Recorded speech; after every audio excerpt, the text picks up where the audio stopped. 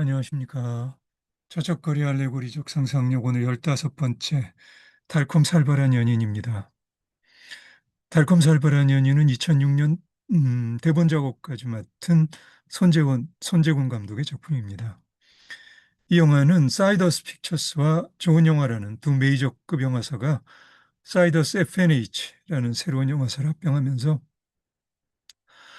제작한 첫 번째 작품이에요.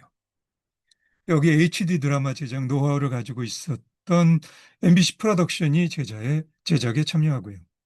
그래서 이 영화는 필름 영화보다는 제작비가 적게 들어가는 HD 영화로 제작해서 제작비를 줄이면서 신선한 캐릭터와 엽기적인 소재로 비교적 흥행에 성공합니다. 각본이나 연기와 관련해서도 괜찮다는 정도로 비평이 주목했던 그런 정도의 영화였죠. 사실 취향에 따라서는 지나치게 엽기적이라고 반응할 수도 있는 그렇게 전형적인 상업영화에 우리가 멈춰서 볼 만한 흥미있는 저작거리의 알레고리적 상상력의 지점이 과연 있기는 한 것일까요? 달콤살벌한 연인은 관객에게 통속적인 재미를 주기로 작정하고 로맨틱 코미디와 공포 스릴러라는 이질적인 장르를 적절하게 섞어놓은 영화라고 할 수 있습니다. 박용우와 연기한 노총각 영문학 박사 황대우가 겉으로는 이탈리아 유학을 준비하는 미술학도라 자칭한 이민아를 만나 사랑에 빠지는 이야기인데요. 이민아는 최강희가 연기하죠. 황대우는 겉으로는 연애와 여자들의 냉소적인 것 같지만 사실은 소심한 인물이고요. 이민아는 나이든 남자와 결혼한 후에 그 남편을 살해하고 재산을 상속받으려는 한마디로 목표를 위해 살인도 불사하는 냉혹한 인물입니다. 이런 엽기적인 소재를 바탕으로 이 영화는 이 두 사람이 만나서 사랑하고 헤어지기까지의 우여곡절을 잘 정리된 코믹 터치로 그립니다. 특히 키스 장면에서 나오는 혀요, 빼요? 라든지 아니 혀좋아 류의 톡톡 튀는 대사들과 박영우 최강희의 새로운 감각의 연기들도 힘을 보태죠. 결국 이민아의 살벌한 모습을 황대우가 알아버리면서 한두 명 죽인 거면 어떻게 해볼 텐데 라는 듣기에 따라서는 참 이상하면서도 우스꽝스러운 대사와 함께 두 사람은 헤어지고 영화는 끝납니다. 영화 보고 나서 꽤 자극적인 소재에서 비롯한 가벼운 충격 정도는 예상할 수 있지만 보다가 이건 뭐지? 하며 잠깐 멈춰설 알레고리적 상상력의 지점을 잡기에는 워낙 소통성이 강하고 부럽게 만든 영화라고 할 수 있습니다.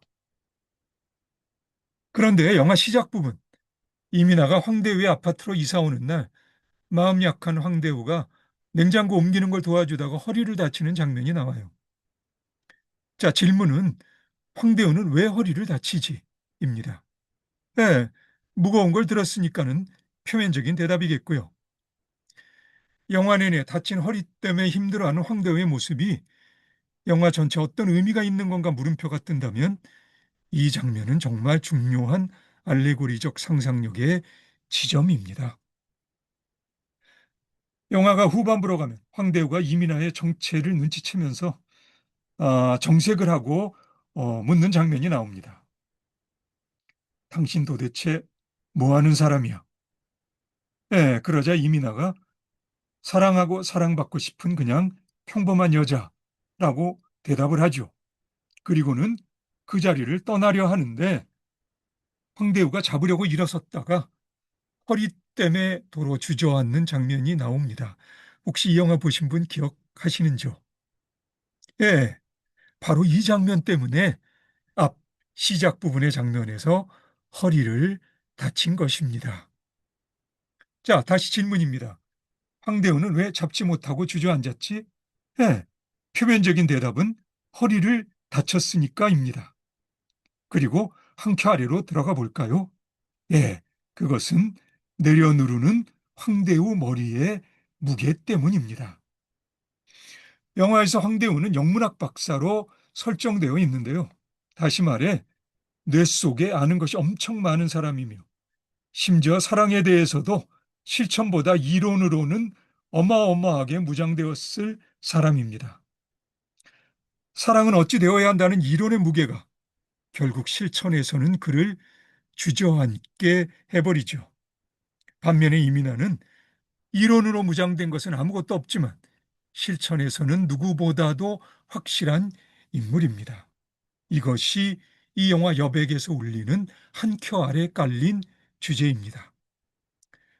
어쨌든 이민아는 황대우의 곁을 떠나고 텅 빈 이민아의 아파트에서 궁상 떨던 황대우는 아파트 벽에 걸린 몬드리안의 그림에 다가가 그림을 안타까우면서도 단호한 몸짓으로 바로 돌려놓습니다.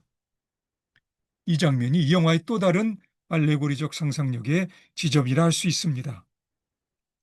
황대우를 연기한 박용우의 뒷모습만 보이는 연기지만 박용우가 황대우의 간절한 마음을 몸짓에 실어 연기하고 있음을 느낄 수 있을 겁니다. 몬드리안의 그림은 미술을 전공한다던 이민아가 화가가 몬드리안인 걸 모르고 게다가 거꾸로 걸어 놓았다는 걸 눈치챈으로써 황대의 의심이 시작되는 계기가 된 바로 그 그림인데요.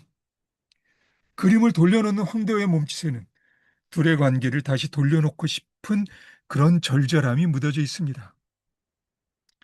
그런데 이 순간까지도 황대우는 제 머릿속의 지식에 따라 그림을 옳게 돌려놓죠. 다시 말해 황대우의 몸짓에는 여전히 남이 틀린 걸 자기가 바로 잡는다는 느낌이 강합니다. 하지만 과연 그는 몬드리안의 그림에서 어떤 울림을 느낄까요? 도대체 예술에서 정답이란 건 무엇인가요? 이민아가 아파트에서 손님을 맞을 처지가 아니었기 때문에 단지 과시하기 위해 벽에 몬드리안을 걸어놓지 않았을 거라면 그녀는 어쩌면 누구보다도 몬드리안을 이해하고 있는 건지도 모릅니다. 그것도 거꾸로 걸린 몬드리안의 그림에서 말이죠. 그래서 이 영화의 한 켜 아래는 도대체 예술이란 무엇인가라는 주제도 깔려 있습니다. 영화의 중간쯤 이민아와 사랑에 빠지는 황대우가 친구들에게 뽐내고 싶은 마음에 이민아를 소개하는 자리에서 이민아가 몬드리안이나 도스토옙스키를 모른다는 사실에 충격을 받는 그런 장면이 있는데요. 황대우는 바로 그런 인물입니다. 읽지는 않았어도 도스토옙스키라는 이름 정도는 알고 있어야 된다고 생각하는 그런 인물. 예술의 울림 대신 지식으로 잔뜩 무장한 황대우는 바로 우리 자신의 모습이기도 하겠죠. 그래서 황대우는 허리를 다친 겁니다. 이론과 실천은 예술뿐만 아니라 사랑의 문제이기도 하죠. 헤어졌던 황대와 이민아가 2년 후 우연히 싱가포르에서 만나는데 이건 정말 우연이었을까요? 황대우는 런던 학회에 가는 길에 환승하려 내린 길이었고요. 이민아는 역시 호주 가는 길이라고 합니다. 황대우가 이민아에게 이태리 어떠냐고 묻자 외국 나와보니 한국이 그립더라고 이민아는 대답합니다. 이 대답을 할 때 이민아가 잠깐 입술을 멈칫하는 순간이 있는데 바로 이 순간이 바로 연기적 지점입니다. 거의 맥점이라 해도 될 만한 한순간의 멈칫거림입니다. 사연 많은 이민아에게 한국은 정말 지긋지긋한 곳이었을 텐데요. 그 순간 이민아는 한국이 아니라 황대우, 당신이 그리웠다는 고백을 하고 있었던 것이지요. 이민아 역을 맡은 최강희는 그 순간의 의미를 확실한 연기로 표현합니다. 안타깝게도 대부분의 관객은 무심히 흘려보낸 연기였지만 말입니다. 무심하기는 황대우도 마찬가지여서요. 그는 시계를 보다가 환승시간 다 되었다고 이민아에게 엉거추춤 인사를 합니다. 이민아는 어처구니 없다는 표정을 짓죠. 사실 둘이 연애할 때 여행사를 하는 황대우 친구로 인해 둘은 이루어지지는 않았지만 싱가포르 여행을 계획하는데요. 타지에 나와 그를 그리워하던 이민아에게는 싱가포르이 그를 만날 수 있는 신락 같은 그래도 유일한 가능성이었습니다. 결국 이 만남은 우연이 아니었던 것이죠. 이민아는 언제 올지 모르는 황대우를 무작정 싱가포르에서 기다리고 있었던 것입니다. 자, 나는 지금 과잉 해석을 하는 것일까요? 네, 공소시효 끝나는 관계를 다시 시작할까요? 라고 이민아는 조심스레 묻습니다. 그때 누군가가 제 곁에 있겠죠? 라는 게 황대우의 대답이었어요. 영화의 제목에서 암시된 누가 달콤하고 누가 살벌한지 영화의 마지막 순간에 정체가 드러납니다. 최강희는 살벌하면서도 달콤한 이민아를, 박용우는 달콤하면서도 살벌한 황대우를 적절한 역할 해석을 통해 효과적으로 드러냅니다. 영화 만든 사람들의 이름이 뜨는 엔딩 장면에서 일어서지 말고 눈여겨보면 마지막 입맞춤과 함께 이제 비로소 기다림의 시간을 풀고 자신의 길로 씩씩하게 걸어나가는 이민아 역의 최강희와 무언가 중요한 것을 놓치고 있음을 느끼면서 어딘가 옹색한 몸짓을 하는 황대우 역의 박용우의 연기적 지점을 관객은 음미할 수 있을 겁니다. 혹시 이 영화를 보신 분이 있으시면 다시 한번 이 영화의 지점들을 음미하면서 그 여백에서 여운을 느끼시면서 이 영화를 다시 한번 보시면 어떠신지요? 자, 결론적으로 달콤살벌한 연유는 지극히 대중적인 외관에 이런저런 장르를 섞어 놓은 듯한 오락영화 한 큐 아래에서 사랑과 예술에서 진정성의 중요성을 강조하는 주제를 내포한 영화라고 할 수 있습니다. 한마디로 정리하자면 사랑과 예술에 관련된 세련된 지식과 이론으로 무장된 현실에서 세련되지 않음을 강조하고 있는 세련된 연기적 성과를 내포한 영화라고나 할까요? 내가 지금 이 영화를 조금 세련된 언어로 그렇게 지금 아, 수사학을 발휘해서 미화법적으로 어, 어, 표현하고 있는 것은 아닌가요?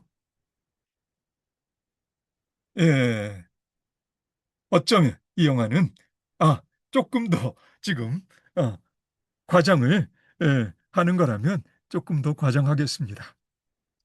이 영화는요, 2006년 우리나라뿐만 아니라 세계 영화사에서도 손꼽을 수 있는 성과 중에 하나일 수도 있습니다. 자, 어쩌면 내가 좀 과장하고 있다는 느낌을 지금 확실히 그렇게 주고 있을지도 모르겠지만요. 예, 일반적인 저작거리의 통속적 재미와 감동을 넘어서서 흥미있게 알레고리적 상상력의 지점을 음미하는 즐거움만큼은 나의 진심입니다. 예, 예, 예, 오늘 여기까지 할까요? 오늘은 나의 진심을 아, 토로했는데요. 나의 진심이 여러분에게 진심으로 전해졌는지는 잘 모르겠습니다. 예, 그럼 오늘은 여기까지 하고요.